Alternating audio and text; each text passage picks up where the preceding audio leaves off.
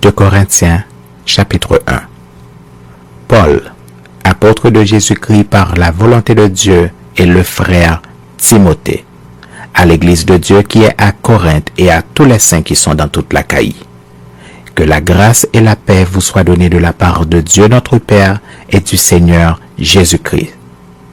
Béni soit Dieu, le Père de notre Seigneur Jésus-Christ, le Père des miséricordes et le Dieu de toute consolation, qui nous console dans toutes nos afflictions, afin que, par la consolation dont nous sommes l'objet de la part de Dieu, nous puissions consoler ceux qui se trouvent dans quelque affliction. Car de même que les souffrances de Christ abondent en nous, de même notre consolation abonde par Christ. Si nous sommes affligés, c'est pour votre consolation et pour votre salut. Si nous sommes consolés, c'est pour votre consolation qui se réalise par la patience à supporter les mêmes souffrances que nous endurons. Et notre espérance à votre égard est ferme, parce que nous savons que si vous avez part aux souffrances, vous avez part aussi à la consolation. Nous ne voulons pas en effet vous laisser ignorer, frères, au sujet de la tribulation qui nous est survenue en Asie, que nous avons été excessivement accablés au-delà de nos forces, de telle sorte que nous désespérions même de conserver la vie. Et nous regardions comme certain notre arrêt de mort, afin de ne pas placer notre confiance en nous-mêmes, mais de la placer en Dieu qui ressuscite les morts.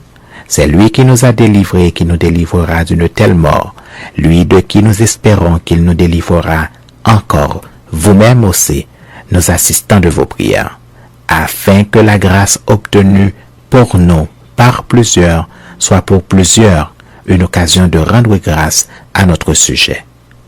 C'est car ce qui fait notre gloire, c'est ce témoignage de notre conscience que nous nous sommes conduits dans le monde et surtout à votre égard, avec sainteté et pureté devant Dieu, non point avec une sagesse charnelle, mais avec la grâce de Dieu. Nous ne vous écrivons pas autre chose que ce que vous lisez et ce que vous reconnaissez, et j'espère que vous le reconnaîtrez jusqu'à la fin. Comme vous avez déjà reconnu en partie que nous sommes votre gloire, de même que vous serez aussi la nôtre au jour du Seigneur Jésus. Dans cette persuasion, je voulais aller d'abord vers vous, afin que vous eussiez une double grâce. Je voulais passer chez vous pour me rendre en Macédoine, puis revenir de la Macédoine chez vous où vous m'auriez fait accompagner en Judée. Est-ce que, en voulant cela, j'ai donc usé de légèreté? Ou bien, mes résolutions sont-elles des résolutions selon la chair, de sorte que il y ait en moi le oui et le non?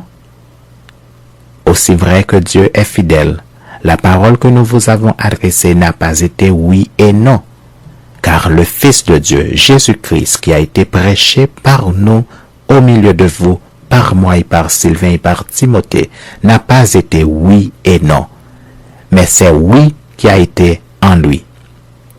Car, pour ce qui concerne toutes les promesses de Dieu, c'est en lui qu'est le oui.